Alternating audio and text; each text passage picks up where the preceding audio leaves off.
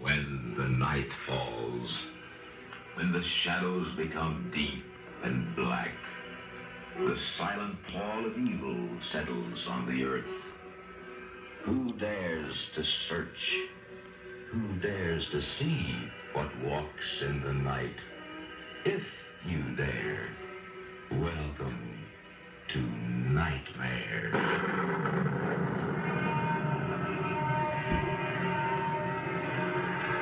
Welcome back to Nightmare. Well, it's the great Dr. Gratu Orloff. It's early in the morning, but I've had my coffee and we're ready to start organizing comic books, ladies and gentlemen. So, con permiso, we're heading on up to the third floor. So let's go on up there, shall we? Let's see. So how have you been doing this fine morning? It's a Tuesday morning. Well, what do we have here? Let's take some of this stuff up while we go. Every time I go upstairs, I like to take a little bit more, like a little guy like this, upstairs, because we're trying to build back better, ladies and gentlemen. The incredible Dr. Klaus Schwab was visiting last weekend, and he pointed out that I really need to build back better here in the Gratu Orloff International Building of Trade, that it's still a little bit messy after our recent move, and that Nazi son of a bitch was right. We need to get a little bit more organized, so we're going to be organizing Bronze Age comic books, and unfortunately there's some comic books that are even more recent than Bronze Age. But some of you are unfortunately born at such a time that you're nostalgic for that time period. And that's a horrible thing, but you really can't help it. It's an accident of birth that you're nostalgic for Venom and Carnage and that kind of stuff. Anyway, this is what I'm talking about. Look at this. We need more light in here. All right. We just woke up here, man. I stayed up late reading Sumerian tablets, interpreting stories of Enki and Enlil and Gilgamesh. It's one of my hobbies here, up here in Mount Gratu, Idaho. We like to interpret ancient documents. Anyway, so I was up till about 3 in the morning. Yes. So, according to these ancient documents, these ancient stone tablets, do you know that they thought there were 12 gods? Yes, indeed.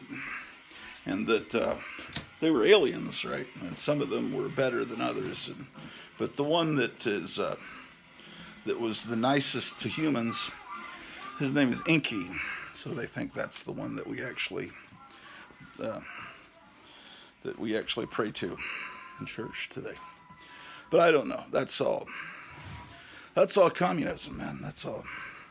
Kind of the Sumerians. We're not talking about Conan's Sumerians. That's spelled Cimmerian. We're talking about the Sumerians, Sumerian. Yes. All right. So I don't have a lot of time this morning, so you're going to have to leave quickly. But you can watch a little bit of organizing comics. I've got to go. I have an appointment with Donald Trump, and got to get on a plane here in about 10 o'clock. Head over to Mar-a-Lago, and then he's going to have a rally in Arizona next week, and I'm going to be a guest speaker. So if you tune in to Right Side Broadcasting on Saturday, you'll see me speaking from the stage. Maybe when I'm in Arizona, I should visit Gotham City Comics. Okay. My quest to become the fattest man in the world is going well. And this old shirt of mine is no longer fitting very well. But Maybe you'll see me popping buttons like that. What was the character in Smilin' Jack that used to pop buttons? I don't know. Don't know. Okay, here's Marvel 2-in-1, Thing, and She-Hulk. Now, something I doubt they'll do in this new TV show. Well, first of all, what I like is that she's the savage She-Hulk, right? Clothes torn and everything. But look at that. She's got customized license plates on her vehicle that say She-Hulk 1, which makes you think she has more than one car like that looks like Jack Kirby drew it. So, to me, that's pretty cool. So, anyway, Savage She-Hulk, which will go under, well, this is Marvel 2-in-1, so it goes under M. Marvel 2-in-1. Yeah.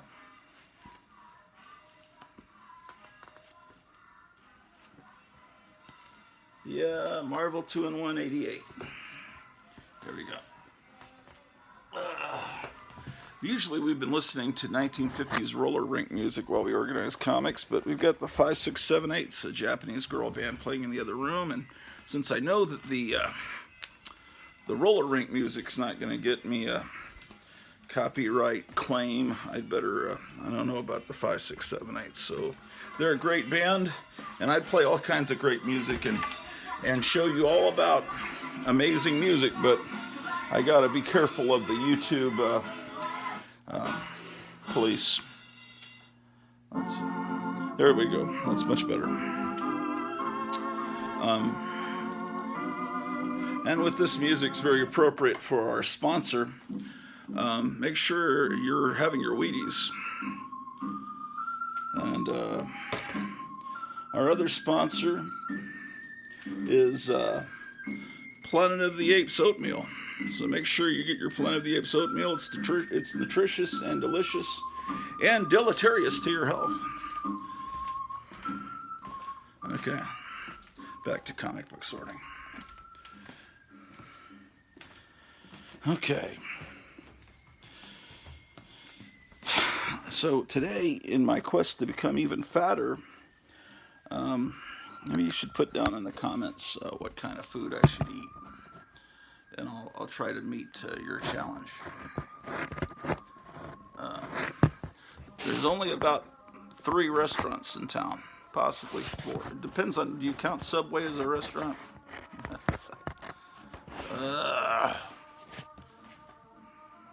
That's no good. Oh, I didn't put that fucking lamp on. Does that even matter? Possibly. Oh well. That's the way it goes, man. Ladies and gentlemen, you get a little bit less light today. There we go. That's fine. Who gives a shit? Okay, here's Wonder Woman 262. Oh, by the way, that Marvel 2-in-1 I just showed you had a Mark Jewelers insert. Isn't that exciting? Okay, Wonder Woman. Wonder Woman. The original Wonder Woman run before they started it over. You know, so here's Wonder Woman 31. That's part of the reboot. Oh, this is a great cover. I probably already showed it to you, number 19. Of course, Wonder Woman's famous for the bondage covers going back to the early days. You know that story, don't you? Okay, here's Green Lantern 105.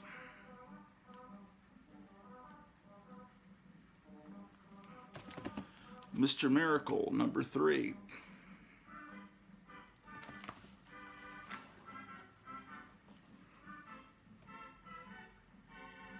Justice League International Annual, number 2. This is not... I've been told that this is a good era. I believe I've been told that. When these kind of characters were in the Justice League. I don't know. Was I told wrong? Was I told right? Hanna-Barbera Invaders. Just Jonah Hex. Yeah, you know, when they, after the Crisis on Infinite Earths, and they restarted the Justice League of America, because this is the Justice League of America that I grew up with. When they restarted it, when I was probably in college or right out of college, I don't know if I was that thrilled. I didn't really give it a chance. Some of these are just comics I picked up over the years in dollar bins, and here's 2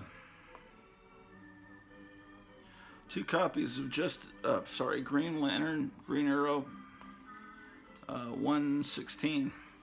See, this one's cut a little bit wrong, where the number is cut off. See, this other one, you can see that it's a May issue, and it's just like at the printer, it's cut wrong.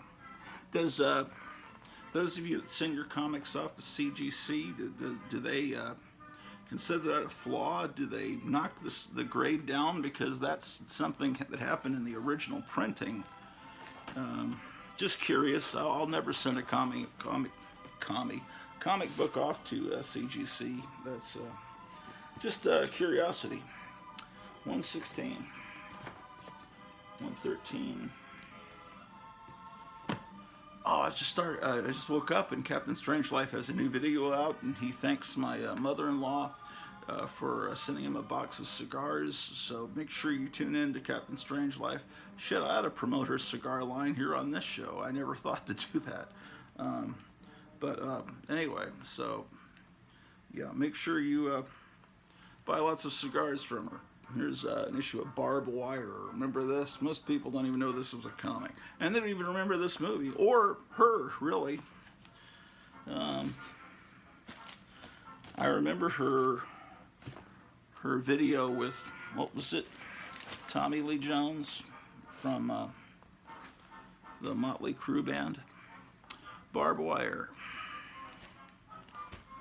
Barbed Wire. Oh shit, this is an independent comic. Goes over there. Don't worry about it. Here's X-Men 453. Uncanny X-Men 453.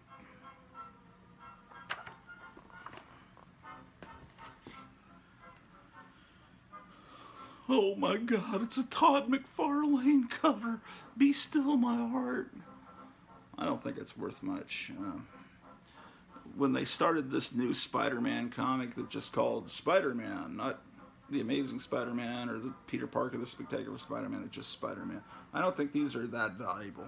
Maybe someone would pay $9 or $10 for these out of nostalgia for this this fellow, who would later go on to create Spawn, which is a comic I have a few issues of, but it's not really my time period. Here's is this New 52? I think, I don't know. Batman 47. Haven't read this either. It's from the modern era. People told me even in the modern era, Batman stayed pretty consistently good. So I'll believe them. But I don't have many modern era Batman comics. This is X-Force Annual number 2. Now see, this was a horribly 90s looking comic, and at some point it just magically overnight changed to this, much to the chagrin of all the people that loved this, and they wrote angry letters in, and I was just like really delighted because I love this and I never read this. Why I own this, I don't know. I have a lot of stuff that I picked up like $4 for $1 or for $1, and I picked up a lot of comics, and sometimes comics accidentally got into my pile. I didn't even know I owned them. Sometimes I'm like, why the hell do I own this? I never bought this. And that's one of those things, that X-Force. But it's cool to have that X-Force so I can show people what it used to be before it became this great thing with Mike Allred. Here's X-Men Annual number 2, which is an important key issue. Here's the Avengers 348. I know I already have this because I think I showed it to you the other day, didn't I? Let's see. And it's a key issue. 348. Because the yellow Vision is coming soon. The yellow, he's called He's called Eurovision. He's the Vision, but he's urine colored, so he's Eurovision. And he'll be in the Marvel Cinematic Universe soon. So you need to make sure you buy tons of copies of this. In fact, you could probably buy this one from me. I wouldn't.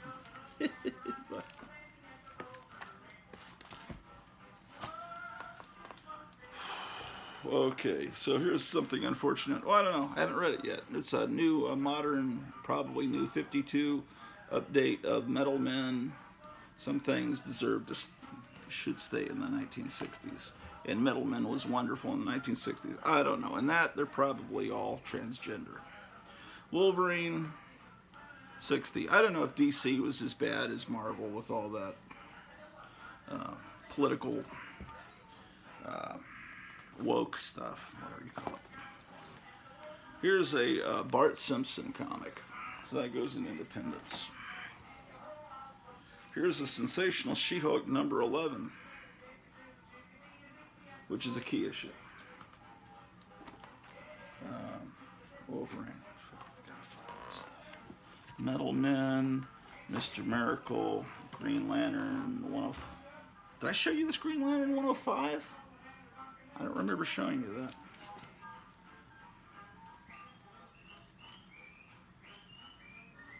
Sure enough, Mr. Miracle.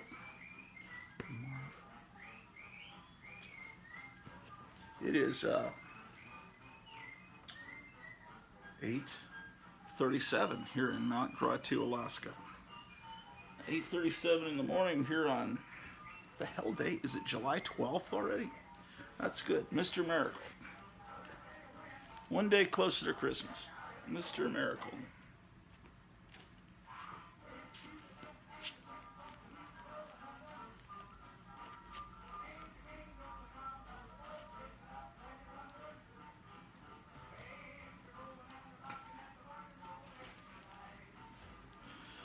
Okay. This is, I believe, the first appearance of Checkmate in action number, what the hell is it? 598. The Hands of Shang-Chi, 111, Master of Kung Fu. Okay, you filed that under S or M? How have I been doing it? That's a good question. I think I've been filing it under M. That makes more sense to me, because to me the comic book is Master of Kung Fu, which would have been a much better title for that wretched movie.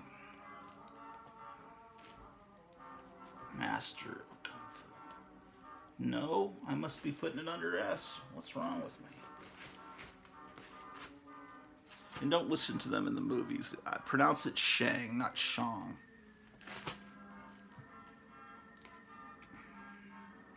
I'm not being culturally insensitive. I've actually heard from... Okay, I don't have any in these boxes, apparently. I've heard from a native speaker that it's Shang. I had a Vietnamese student who's a very recent immigrant to the country. He came up to me and said, I want to be a Shang-Chi for Halloween. Do you know how to help me make the costume? And I said, this is years ago, before the movie. The movie wasn't even on the radar then. And I said, you know the Marvel comic, Shang-Chi? He says, what are you talking about? Shang-Chi is a vampire that... it's the Chinese vampires that hop around are called Shang-Chi. So apparently this is a little joke from the creator of Master of Kung Fu. They knew a little bit of Chinese or had an Asian girlfriend or something, and they said, well, his name means vampire. So I said, no, but he said Shang-Chi. I'm sure he didn't say Shang-Chi. I'm pretty sure. But the movie wants to lecture you. And several points in the movie, he stops and tells people, no, my name is Shang, not Shang. You've got to pronounce it right. And my pronouns are he and him and all that. Master of Kung Fu. Master Bader of Kung Fu. Master Bader. Master. Master, I'm home. Yes, Genie. Yes, Master. Can I go to the Air Force Ball? No, Genie, you'll embarrass me with your magic. Oh, there's another one in here. I got 32. Oh, what I want. This one feels like it has a incredible Mark Jewelers variant. 32 and then 111. What a difference a few years of inflation makes. 25 cents to 60 cents. Those wonderful years of the 1970s and that inflation, it's back again, just like a long-lost friend. All that inflation we love so well. Every extra dime, every extra dollar. Whoa. Oh, those are great memories of the 1970s. All the inflation. I'm glad that our wonderful president is bringing that back, because the next thing is we need to bring back the Carpenters, because that was genuinely something. I love the Carpenters. I didn't really love inflation. I'm joking about that part. Another Master of Kung Fu, number 104. Then it was it was 50 cents. You see how inflation creeps up? That's one thing about collecting comics from this era, is you get to see all the changing prices, and you realize what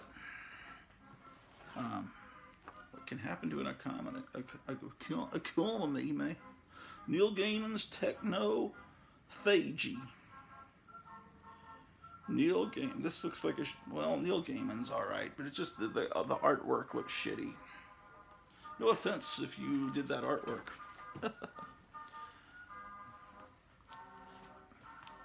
Wyatt's The Secret Society of Supervillains, the 1977 special.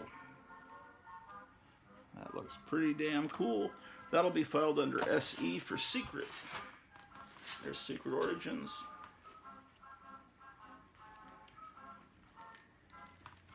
Well, I'm in a good mood this morning. It's wonderful, all these new little videos that keep, and emails that keep popping up from old Hunter. They amuse me. Here's a little comic book about Shiloh, the Devil's Own Day, Civil War battle, from a comic company called the Heritage Collection. So this is independent, it goes here. Here's another independent comic, Liberty Meadows by Frank Cho. Frank Cho is a good girl artist. Here he is doing his best channeling of Wally Wood's EC years. Yeah, he does really good girl art.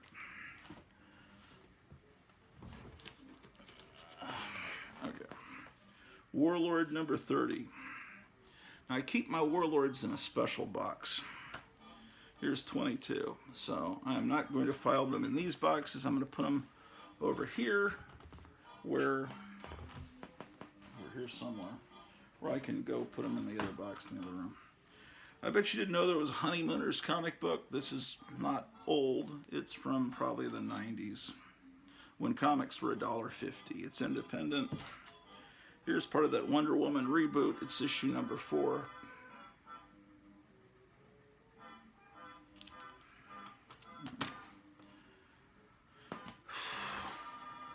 Here's the Heroine Showcase.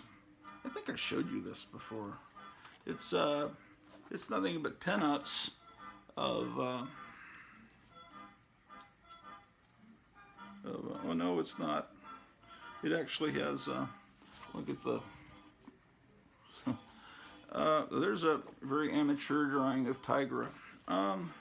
It's actually interviews. Like here's an interview with Chris Claremont about Ms. Marvel. So it's a fanzine. So it's a lot about Ms. Marvel. Like half the issue is that interview with her, him, whatever his pronouns are. And then here's a thing on Trina Robbins, Defining Good Girl Art, A Modest Proposal. And then there is,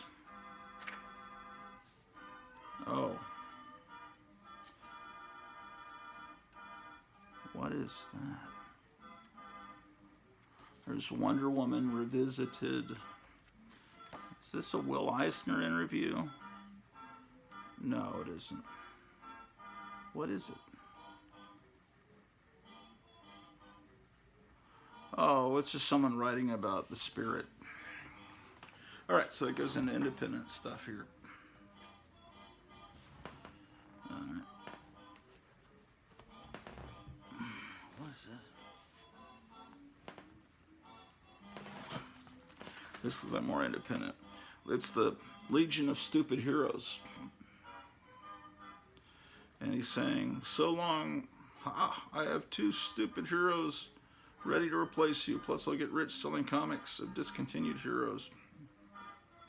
Yeah, it doesn't sound particularly funny. It looks like they're trying to channel EC. That was the character from EC, basically, maybe slightly changed. When they did a parody of the Shadow, that's how they drew the Shadow. So they're not... Let's see what it looks like inside. Yeah, it's kind of fanish art.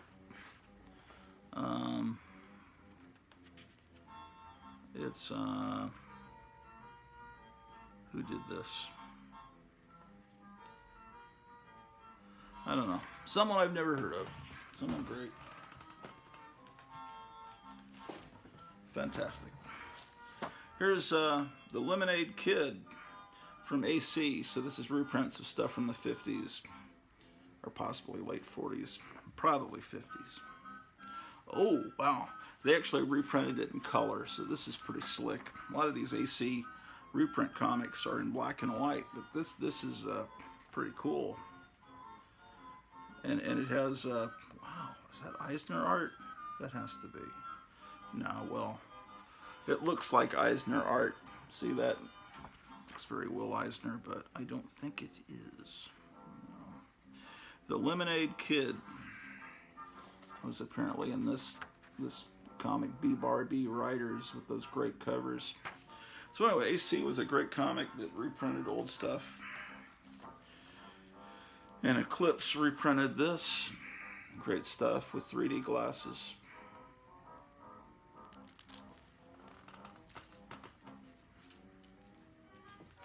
All right. A lot of independent stuff. Here's another good one. No, seriously, this is good. This is an adaptation of King Kong. And it's done by, I believe it's done by, yeah, the guy that did Megaton Man. What was his name? Hold on, is it Schultz? It's, no, Simpson. Yeah, look at that. That is so cool. The Wrath of Kong. I wonder if anyone's ever collected this into a book. Yeah, I mean, look at this. Good stuff. This is, and the cover is,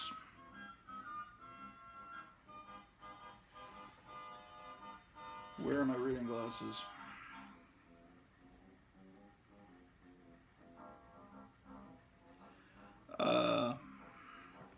I think it says Williamson might have done the inks. I think that's Al Williamson's signature. But you'll... I don't know why I don't bring those reading glasses in here. Damn.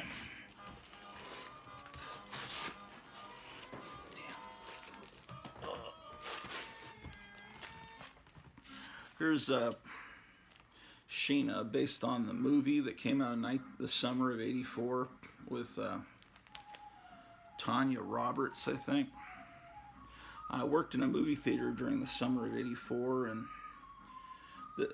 I remember just thinking, this is not Sheena because it's not her outfit. It should be, you know. Anyway, if they had just given her the right outfit, I know that sounds like a small little complaint. Okay, these Silver Age classics, I've got a lot of them. They're great. I think the deal was with this is DC was shutting down its printing plant that they'd used since the 40s or 50s, and they were going to a different printing plant. And the last comics they printed off those original presses. They printed these. I think that's what it says in one of these, because it was just like a little nostalgic thing. We'll print some of the greatest stuff. We'll reprint some of the greatest stuff we printed on these presses before we shut them down. I could be wrong. If I'm wrong, tell me down below. And by the way, make sure you subscribe and hit that little bell that will notify you when I put up new videos, which has been daily lately. And, you know, if you hit that bell, it'll put hair on your chest, even if you're a girl. And comment down below and all that stuff. Well, Drew the dog is here. How are you doing, Drew the dog? Shazam. Shield. Sheena. Silver Age. You know, Silver Age Dave has not put out a video in a while. If you are Silver Age Dave, make sure you put some more out soon. We miss you. Dr. Silver Age has a couple new ones, and they're great. Lots of wonderful people with Silver Age in their name. If you have Silver Age in your name, you've got to be a great person because you appreciate a great time period. Shit. The Yellow Rose of Texas. Do you know that the Yellow Rose of Texas was a prostitute? Can you imagine? That's true. All right. Wolverine number 60. What do you think of that, Drew? What do you think of Wolverine? God damn it.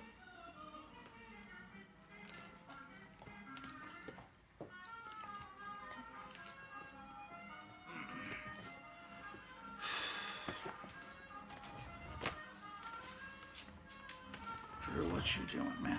You being crazy. Why are you so crazy, Drew? Why you have to be so crazy? Why are you always so crazy? It's the X-Men meeting the new Teen Titans. Wow. Here is Marvel's 90s attempt to recreate Not Brand Ech. To me, some people disagree with me, but I think Not Brand Ech was far superior to this. This is a minor key. I don't know. This thing is really pretty worthless, but I think it's the second or third Deadpool. You might be able to get $15 out of it. Usually it sells for less than 10 because they're so plentiful. I don't know. And it's not the key. It's not the New Mutants with Deadpool standing there with his long, goddamn legs, you know, like a fucking deer. Here's a great Star Spangled War, The Unknown Soldier. What's up, Drew? It's Star Spangled War 187. How about that? Here's a troll comic. It's Stone Protectors from Harvey Comics. So that's one of those Harvey Comics nobody knows about. I'll have to put that with my Harvey Comics. Here's Suicide Squad 28 with Peacemaker on the cover. What's he shooting at? What is that? I don't know. He's shooting at you, ladies and gentlemen. I thought that, yeah, that's good. Here's Sergeant Rock. No, it's DC 100-page Super Spectacular number 16 featuring Sergeant Rock. And this is a thick monster of a book. For 50 cents. What are you doing, Mr. Drew? Gotta watch him, man. He's sneaky. Here's Wrath of the Spectre number 2. I think I showed you this the other day.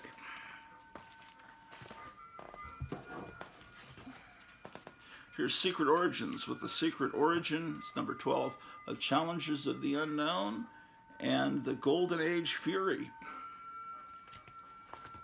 How about that? Orion, Lord of Atlantis number 3. How about that? What other shit we got here?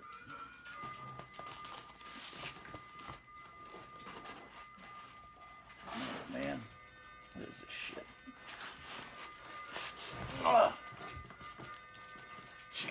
Padre Masoto.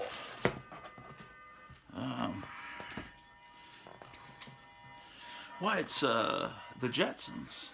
This is my childhood copy from Charlton. Never finished high school. No, duh. Remember when people used to say, no, duh. Of course you haven't finished high school if you're reading the Jetsons and you're an adult. From Charlton even? No, you haven't finished high school. Because look how easy to read it is. Oh, they've got a little alien there. My goodness. 6-foot amazing home theater so you could run your stag films. And you got field glasses so you can watch the neighbors, because, you know, if you're an adult reading Charlton, you're probably, what do the youngsters call them now? Incels.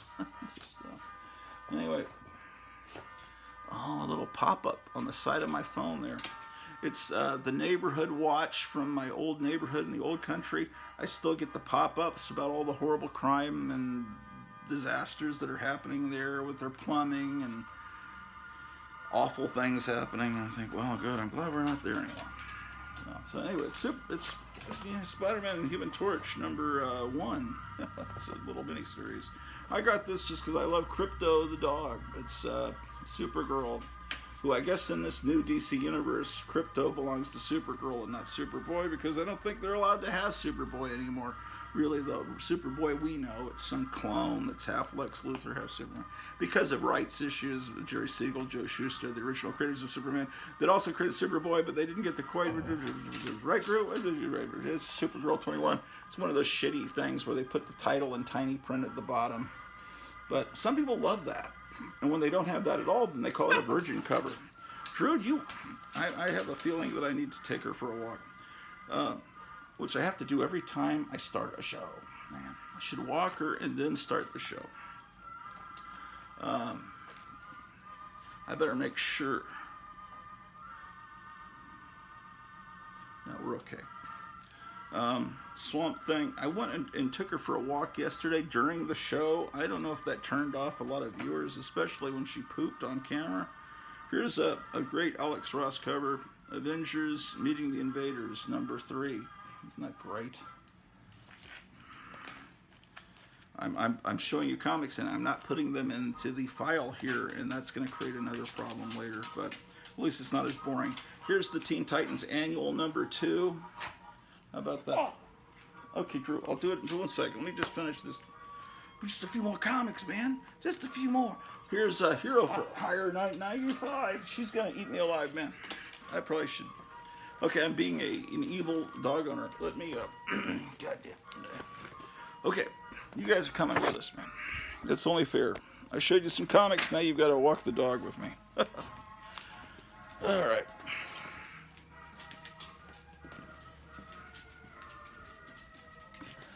Yes.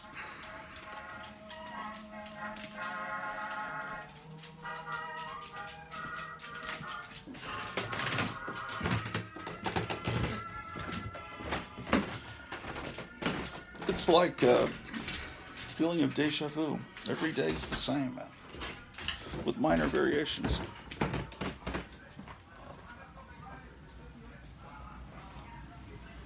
Oh, Kayfabe put up something the most outrageous. All right, I get the little notifications. I'm filming on my phone.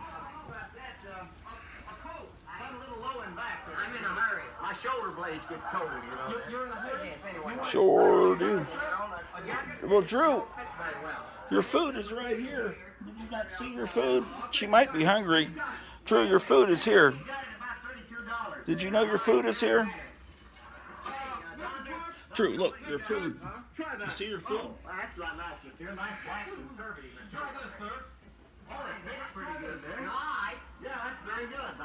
Well, let's try walking her, and then maybe she'll get an appetite. Salty Cracker put up, oh, new video. Everybody's putting up new videos this morning.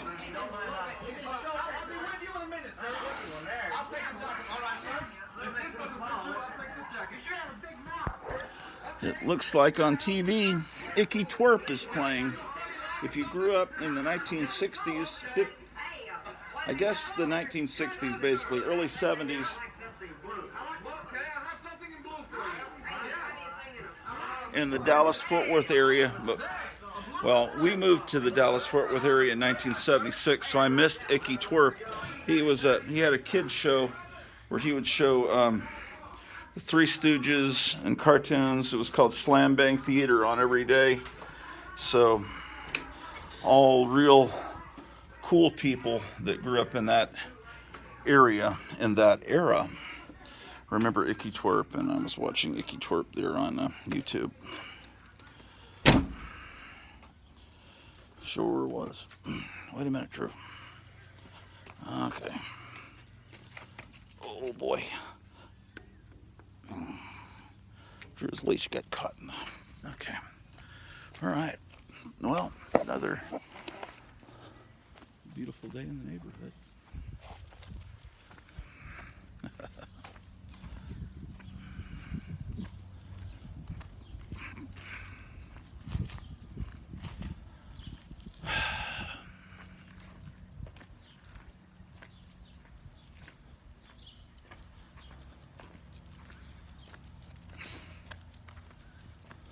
I think she did want to go for a walk. I think that's actually why she was savaging me.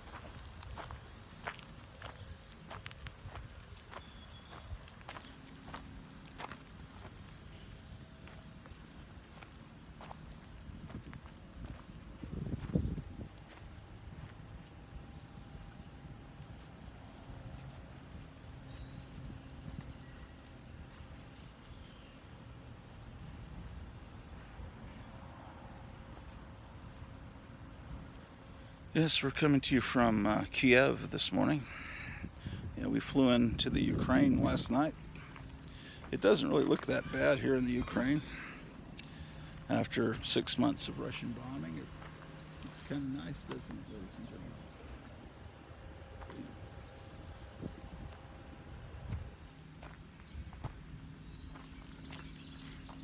This used to be where they made tractors, this building, but now they recycle cardboard. So whenever I have a cardboard box I want to get rid of, I just have to walk about 100 feet and I drop it off inside the door, and I'm free of one less cardboard box.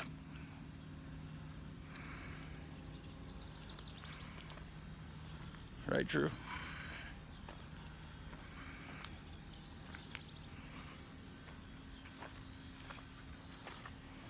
Well, the movie theater, I saw a picture, the movie theater we saw Thor at the other day. I saw a picture of that building in the 1890s. It was it wasn't obviously a movie theater in the 1890s, but it converted to a movie theater in 1914. So it was obviously playing silent movies. Then, when did Birth of a Nation come out? That was the first long-form movie. Before that, movies were like 10 minutes. That would be a long movie. Anyway, so it was a movie theater for many years. It was a movie theater in the 50s and 60s. I don't know when it closed and it became something else. And then the community took over the building and turned it back into a theater. And so it's really owned by the people in the town. And it's really nice. But if they could get some good movies there, they had Top Gun there. I missed that. I hear that movie's really good. And I think they're going to play Thor again for one more weekend, and then that Elvis movie comes out the next week. It's only obviously a one-screen theater, and they play one movie a week and they show it 3 times. So, but a lot of little small towns don't even have any movie theaters, so I'm not complaining. In fact, it's quite charming. It's right down the street. It's right at the very end of the street. Like 2 blocks away, I can walk to it.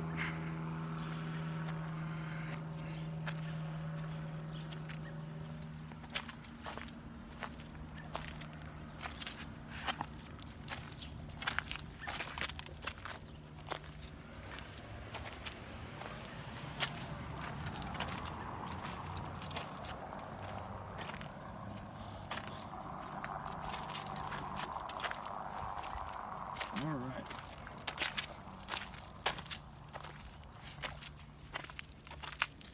She smells something.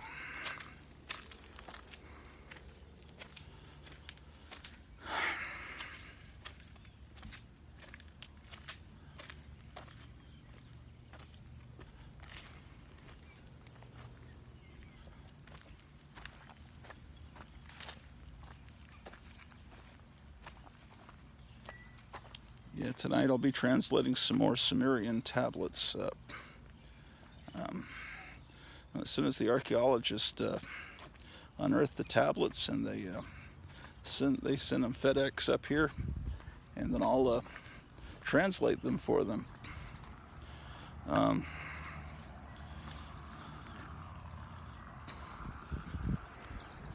Yeah, these things are like 4,000 years old. So they're very delicate. Drew smashed one last night before I could interpret it. But yes, indeed. Where can I get a Donald Trump flag? Do any of you sell those?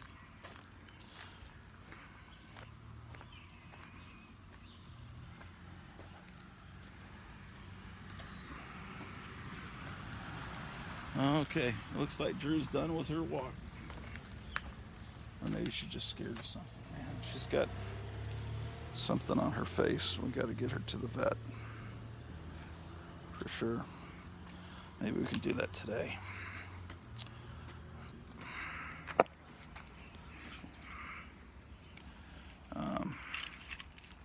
My wife's got an appointment at 10, and then after that we need to run up to the vet. All right, come on, Drew. Let's head on back in. How about that? Oh, I need to I've got a bag of trash you need to take out. All right, Drew.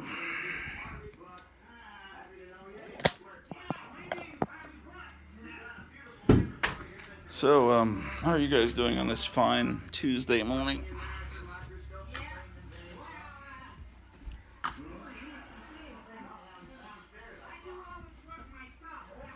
Let me sit you down for a moment.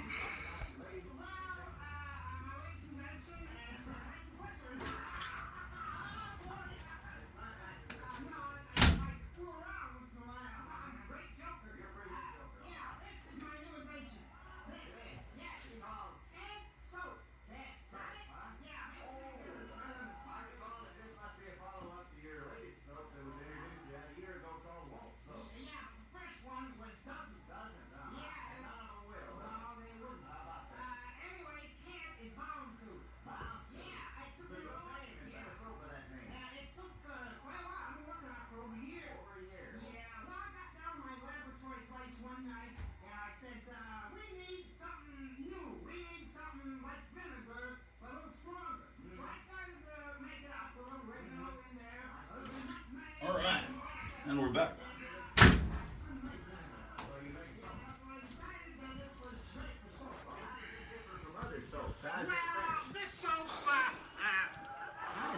All right. Why do you claim that it's better? I claim it's better because it shades you too. Oh, shady. So, how are you guys doing today? Doing great. How was your breakfast? Did you have a nice bowel movement afterwards? It was wonderful. Right?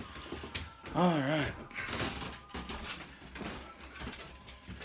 Did you brush your teeth? That having been said, which one do you like to say better? That being said or having said that? Which one's the best cliched attempt to sound intellectual?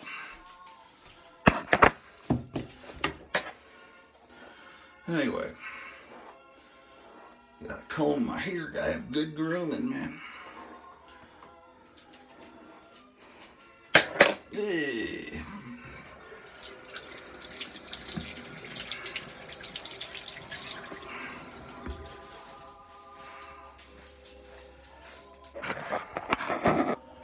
All right.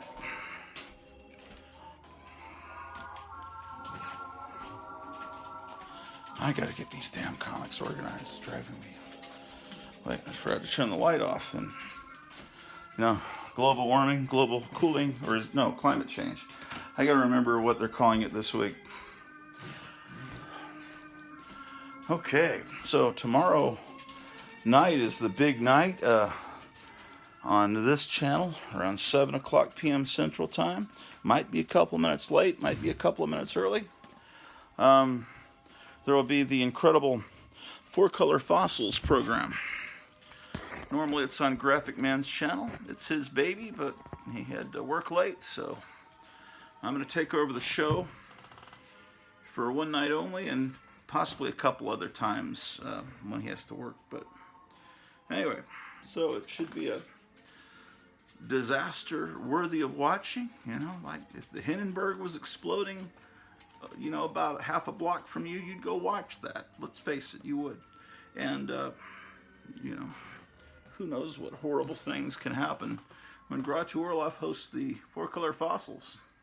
This is another titty comic. Oh, but it has Esteban Maroto art, who you might know from Vampirella, right? So it's got lots of titties. Yeah. So anyway, she's like a cross between Vampirella and Zorro is basically what she is. But she's from it's funny. She's from Topps, which is a bubblegum card manufacturer from the old days. So they used to. Maybe they started as a chewing gum company, but they put chewing gum and cards in there so you buy the chewing gum. And then it got to the point where people were there for the cards. They'd throw the gum away because usually it was this pink, stiff. You put it in your mouth, and sometimes you severely cut the top of your mouth when you put this sharp object in your mouth. But then it would soften up. But they don't even put the gum in the packs anymore. Now Topps is just only cards. But of course they're the wonderful company that did Wacky Packages and Mars Attacks and Garbage Pail Kids and all that. So they're used to doing things that are offensive to parents, So doing a titty comic, I guess, is just part, something you got. A man's got to do what a man's got to do. Here's Valiant. They brought back Magnus Robot Fighter. This is vintage Magnus Robot Fighter. So this is probably definitely going to be reprints of the Gold Key, original Gold Key Magnus Robot Fighter, which is, why I bought this. Oh boy. This is not a comic book, but it fits in a comic book sized box. It's Popular Science. Popular Science from February of '67. So here's all the new gear you can get. These are fun to read. Question is, do you put them on a bookshelf or do you put them in a box? That's one of those questions. All right. Here's Popular Mechanics from, wait, I thought, oh, that was Popular Science from February 67. This is Popular Mechanics from the same month, February 67. So these, I imagine these were both bought by the same guy, probably on the same day, and were sold to half-price books or something like that on the same day, years, decades later, and then they were bought by me on the same day, even after that. Yeah, how about that? And Charles Atlas even advertises in these magazines. And it shows you how to make all these things that you want to make. Sure does. Sure does.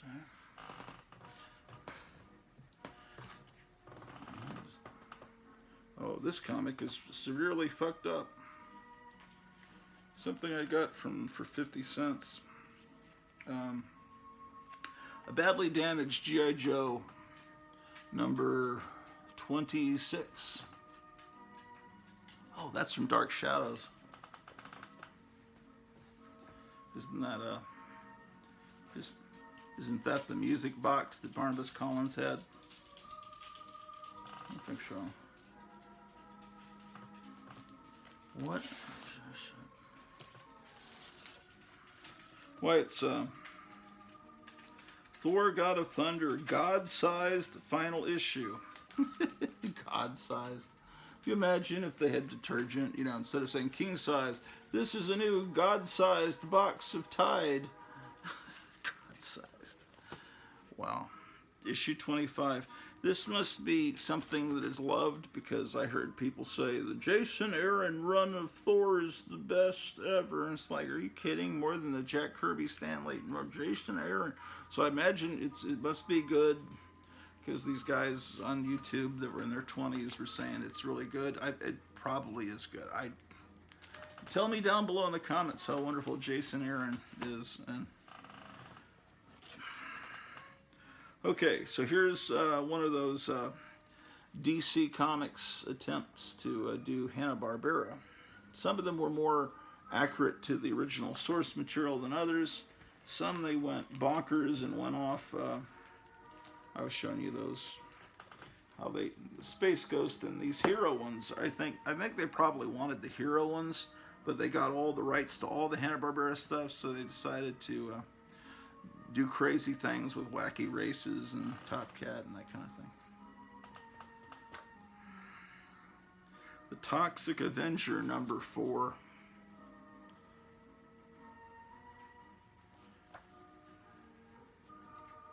Yeah, I think I was talking about this last episode. And my friend Tom and I rented that VHS of Toxic Avenger when the week it came out from the video store near us, and we just hated it. It just seemed so sleazy. We wanted to take a shower afterwards.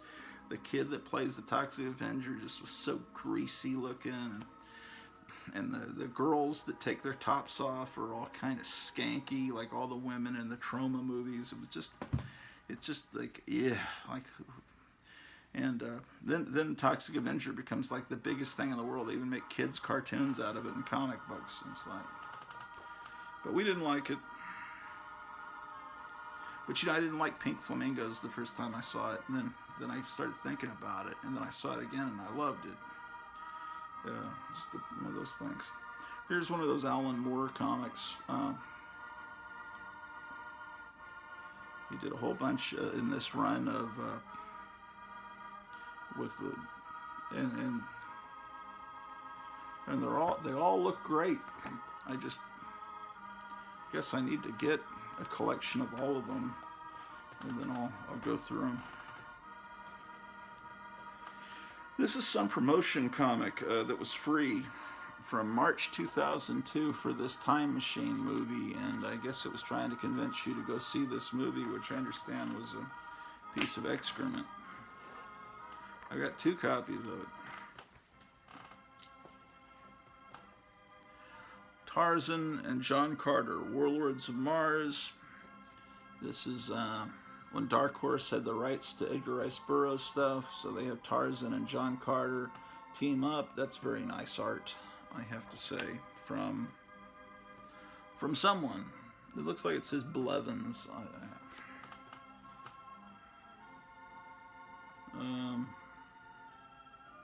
The artwork is inside looks like better gold key kind of art. It almost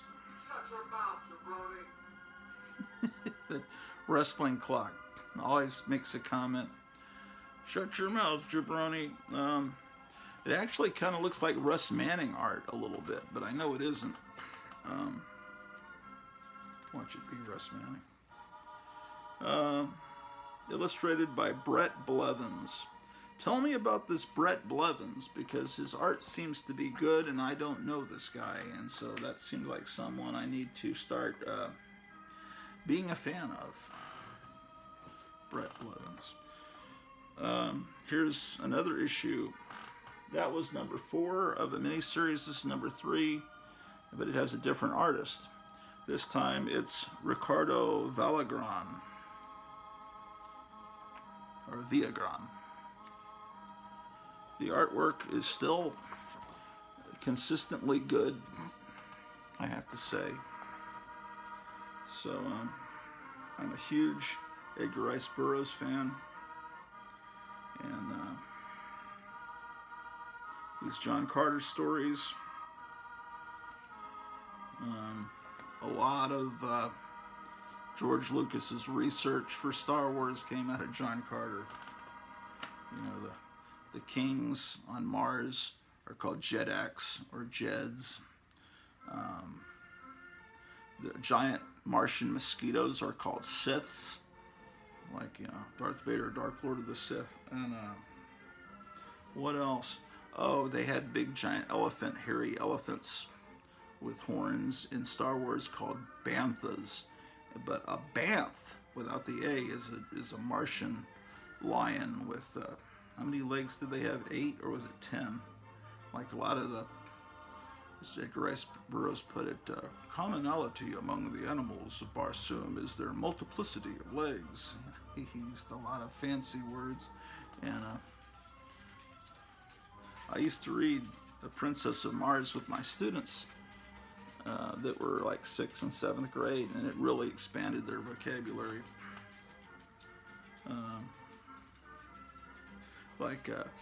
Most people don't know how many a score is. You know, when Lincoln says 4 score and 7 years ago today, you're like, how much is a score? You ask the average person in a mall, they won't know. But, you know, these are things you learn when you read Edgar Rice Burroughs. It means 20. Things that people used to know when people read more. But people don't read much anymore. This is number 2. We're going backwards. Do I have number 1? Why, yes, I have the whole miniseries. It looks like Brett Blevins does 1, 2, and 4, and then he has someone filling in for him on issue 3. This is pretty cool. So I imagine maybe someone has put this together in a book or something. I don't know. These are things you could probably get pretty cheap somewhere.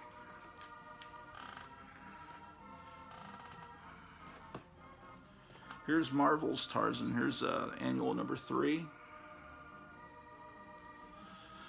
Marvel had the license in the late 70s. It is 8:27 in the AM, ladies and gentlemen. Here's Tarzan, Lord of the Jungle, number 2.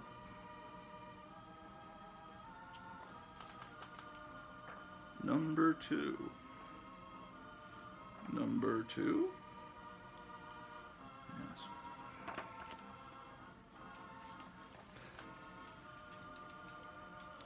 Comic Crypt Keeper of Castle Hills. Whenever it's issue number 9, he likes to repeat it like he's John Lennon. Number 9.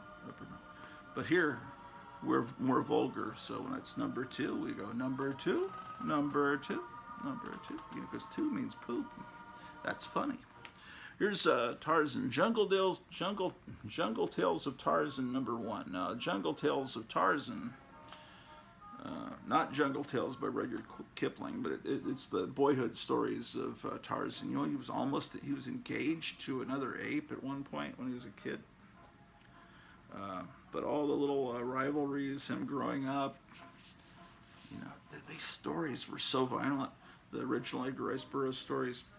I remember one story, like the whole scalp of Tarzan's head gets pulled back, and he's fighting one of these gorillas. What the fuck was that? And he, he's always getting scarred up, So the thing about, oh shit, what are you doing there, Drew? Oh man, you can't chew on that. Drew, how dare you? She was going to chew on a wartime prayer book of my father's. They must give this to soldiers so they can have a little book to pray during the battles in Korea and Vietnam. And this is the Universal Dictionary, German, English, and German. This must have been bought when we were stationed in Germany. It's like a little book you can put in your pocket. You can translate, like, don't kill me, No, this was not from World War II. It was when we were living in Germany, 69 through 72. Here's a little sign, the kind of thing you used to be able to get in Stuckey's or something. Oh, look at this little box made for me. This is nice. It's, for years, Gratu Orloff has been on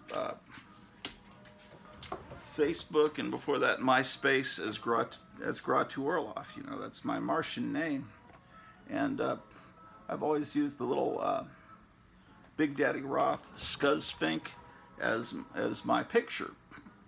And so this friend of mine back in Dallas, Patricia Rodriguez, painted this for me, I think for my birthday. So she's got the little Skuzfink guy there, and she's, look at this, she's painted it.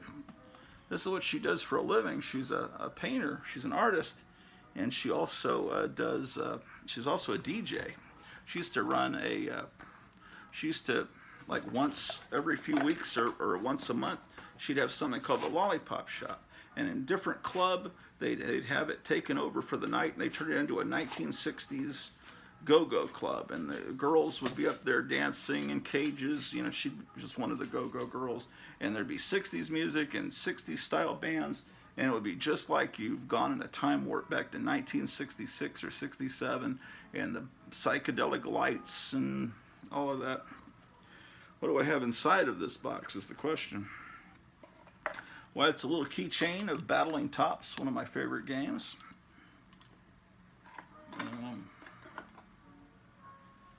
I've got the Spirit.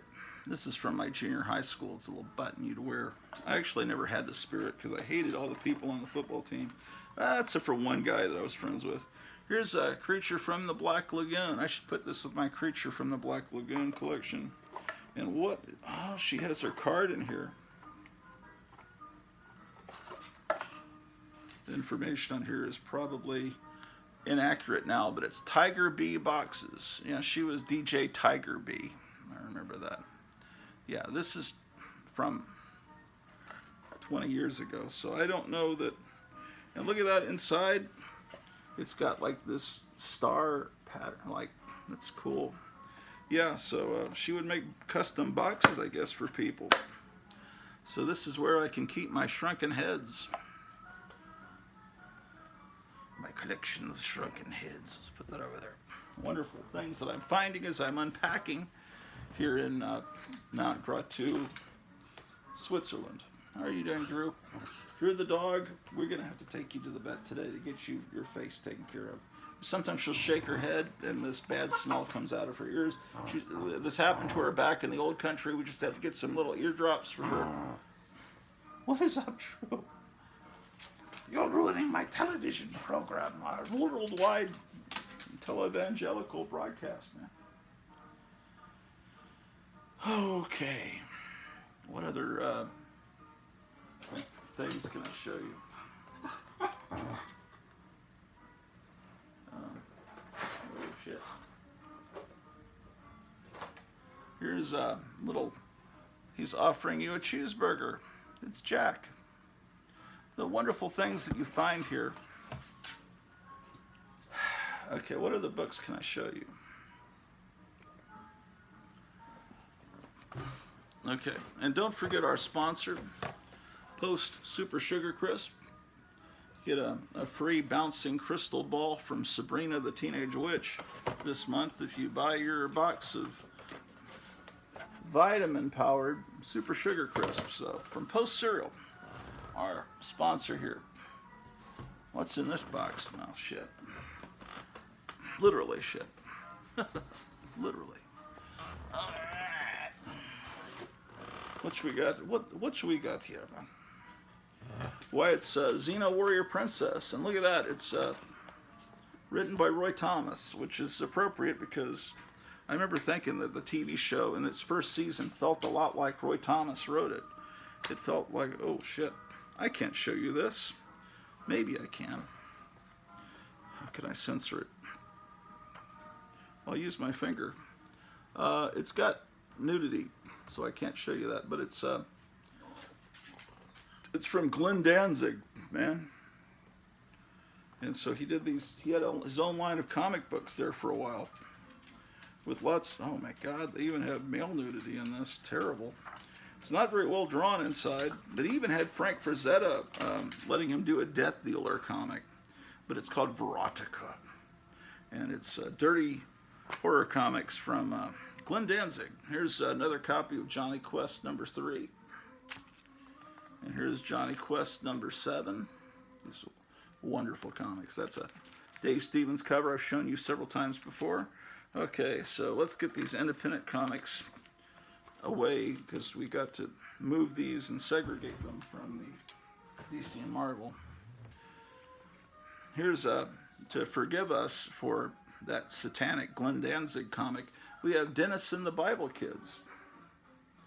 This is Dennis the Menace learning all about the Bible. So Dennis is being read Bible stories by his mother, and you used to be able to get these comics in Christian bookstores.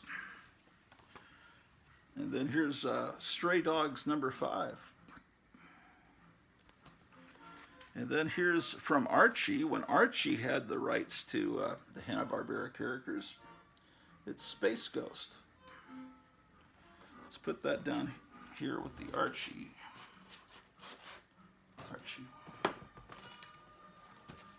Why, it's El Asombroso Hombre Araña. It's, I already showed you this.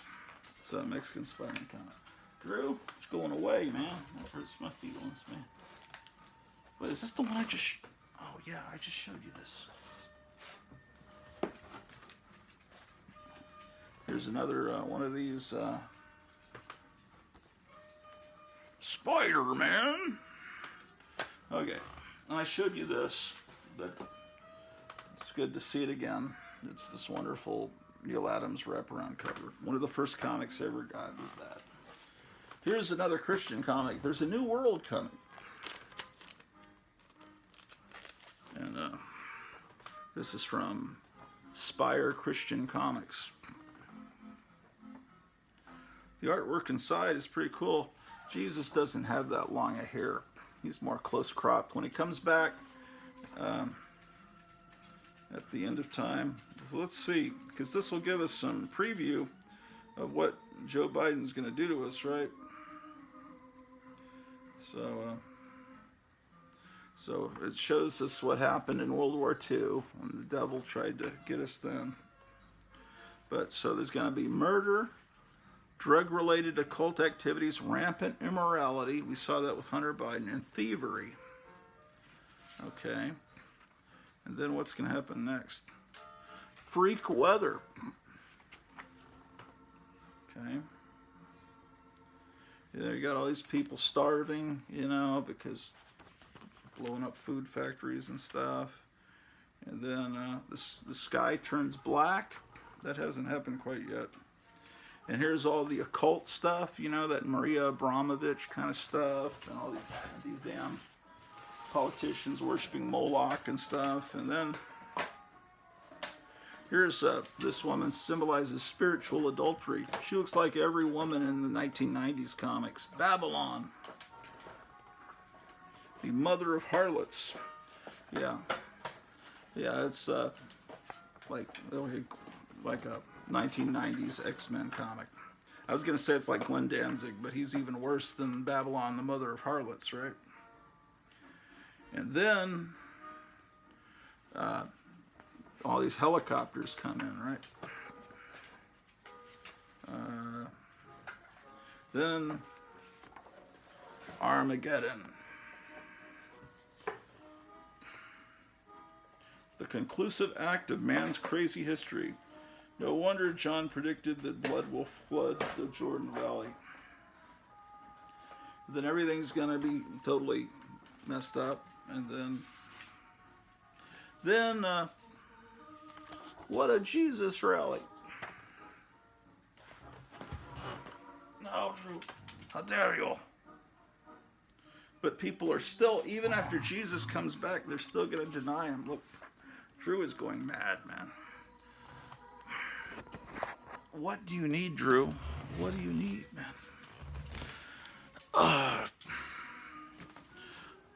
Oh, look, it's El Mancero del Diablo. Con arañas mataron a la adultera. Yeah. That's not very nice. Drew, what you need, man? What do you need?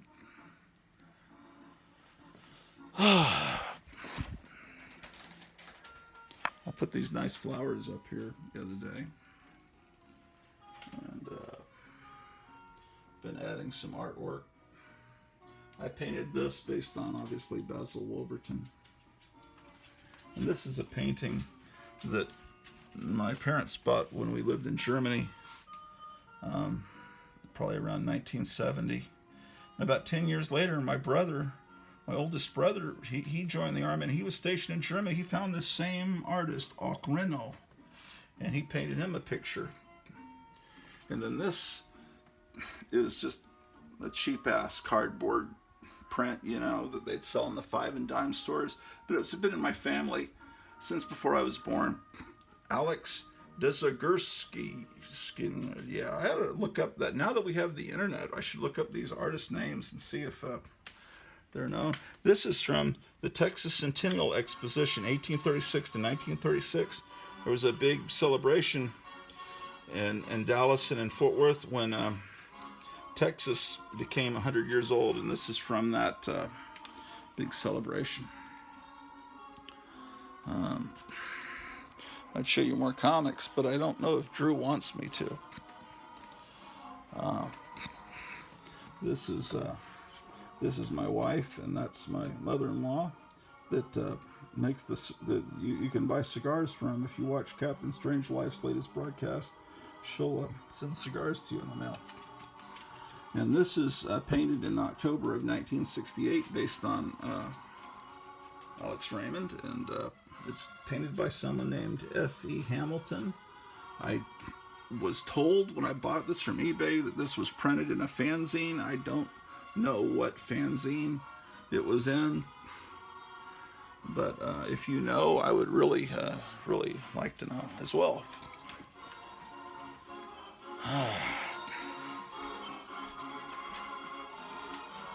So it's probably about time that we shut the program down anyway, because I've got to get my wife to an appointment at 10, and it is now 8:40. So let's turn off the ring light. But I'm going to be up here doing more comic book organizing very soon, and that'll be fun. Yeah, a lot of stuff I'm still in the process of organizing, and things will, as we build back better here, ladies and gentlemen, things will get better and better here in Mount Gratu.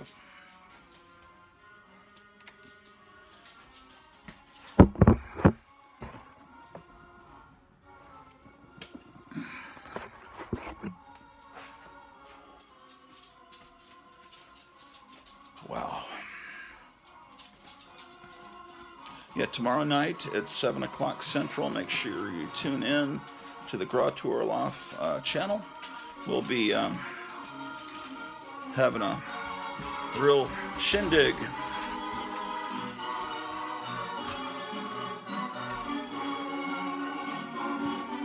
And perhaps you can be a guest star if you click on the link. I think I can have 6 people on at a time.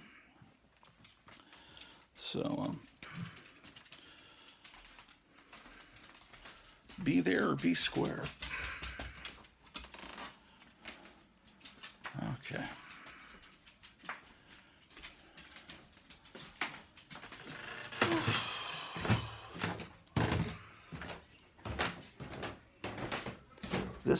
This is original art from what I don't know. It says GPHS. That could be Grand Prairie High School. I bought this from my friend Tom before he passed away. Actually, it says Blevins. Wasn't that an artist that we saw just a minute ago? But anyway, this is obviously from the 30s. I would think. Beautiful art. I don't know where it's from, but it's pretty. This is painted by Joe Riley back in '95. Portrait of Ed Wood. This is Don Marquez from 2005. Meeting the Merciless. Let's see if the mail's arrived. It's always exciting when Mr. Mailman shows up here in the Grot Orloff International Building of Trade. All right. Let's take a look. Sometimes they show up this early.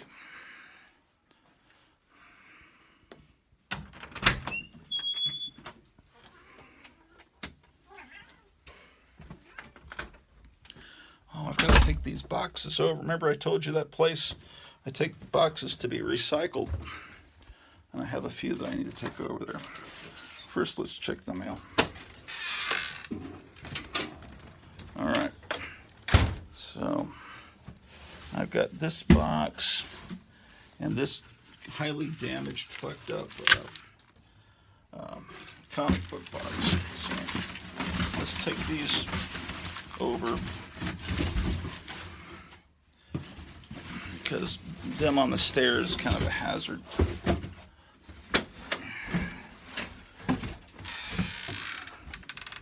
Damn it.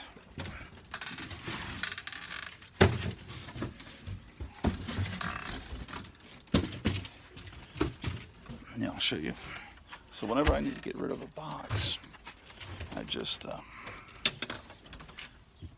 grab it. Take them over there. So let's see. Let's time it. We're at 34 seconds. Okay. How long does it take to get boxes to the recycling place? This actually has worked very well. I must have given them hundreds of boxes as I've unpacked in this move.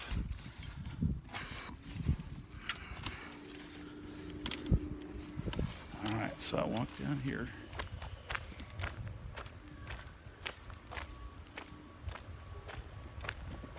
This alley.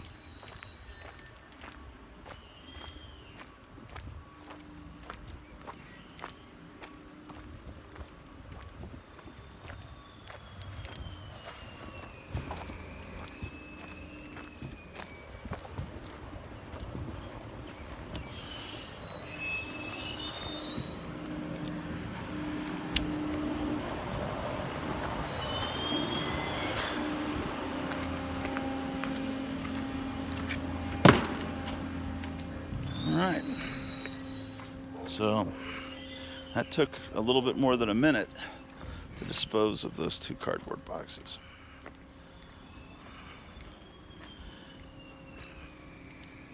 Well, anyway, make sure you hit the like button and hit the bell and the little heart.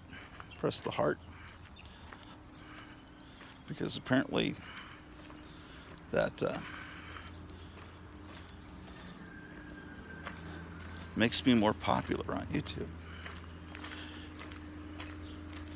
And I only need, about another 700 more subscribers, and I can possibly get a few pennies from YouTube for my time, but I don't know if that's going to happen.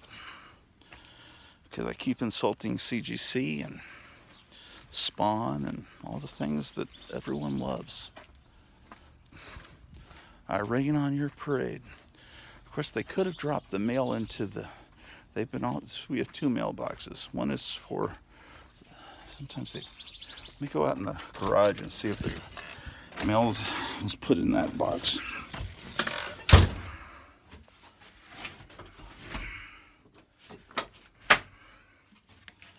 My goodness. All right.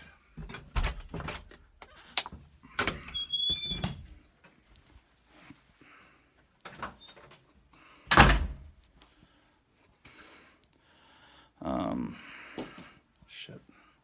Can't even see. I see, what I do see is that Drew had an accident, so I need to clean that up. One moment.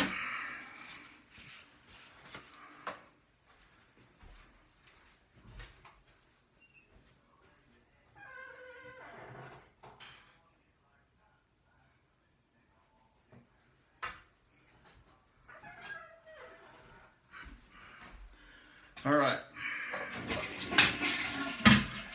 How about that?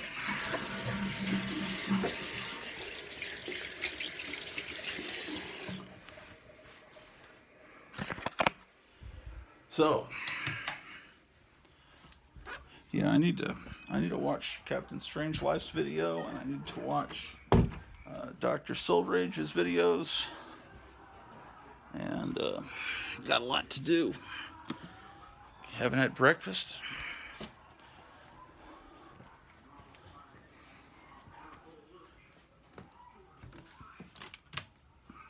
Okay, we're back in the library. Lots of gradually turning this into a library. Here are posters I got from Graphic Man. They're very appreciated. So let's head on out to the garage.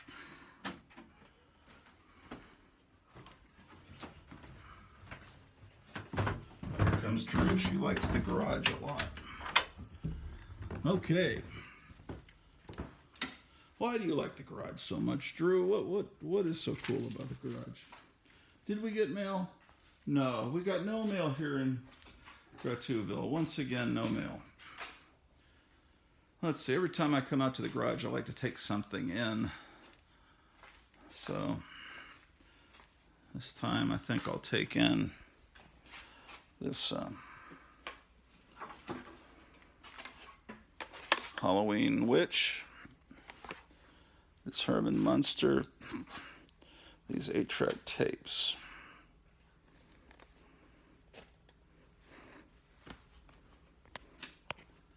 Yeah. All right, now my hands are full. I was just gradually building back better because Klaus Schwab was really shaming me the other day, saying we need to, come on, Drew, we need to get this place built back better, man. Like he's doing with the world. Come on, Drew. All right. So, come on, Drew. Drew, come on, you. Come on, man. Come on, school. Come on. Come on, come on, come on, come on, come on. Come on, Drew. Come on, Drew. We're going back in. We're going into the wonderful air conditioning. Sure are. Motherfucker. Fuck you. All right, ladies and gentlemen. Got this little Herman Munster doll that was out lonely in the garage. We're bringing him on in.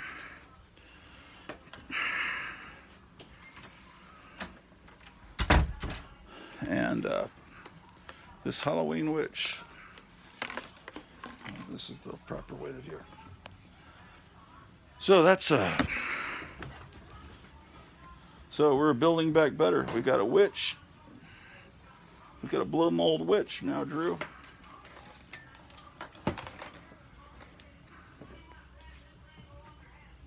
We have we're doing great. Oh, here's a book on mythology. The Friendly Guide to Mythology. I'll put that on the bookshelf. So we need to buy more bookshelves here. We gotta do a lot of things. I gotta get an oil change for my car. I gotta buy a lawnmower. Lots of things that have to be done.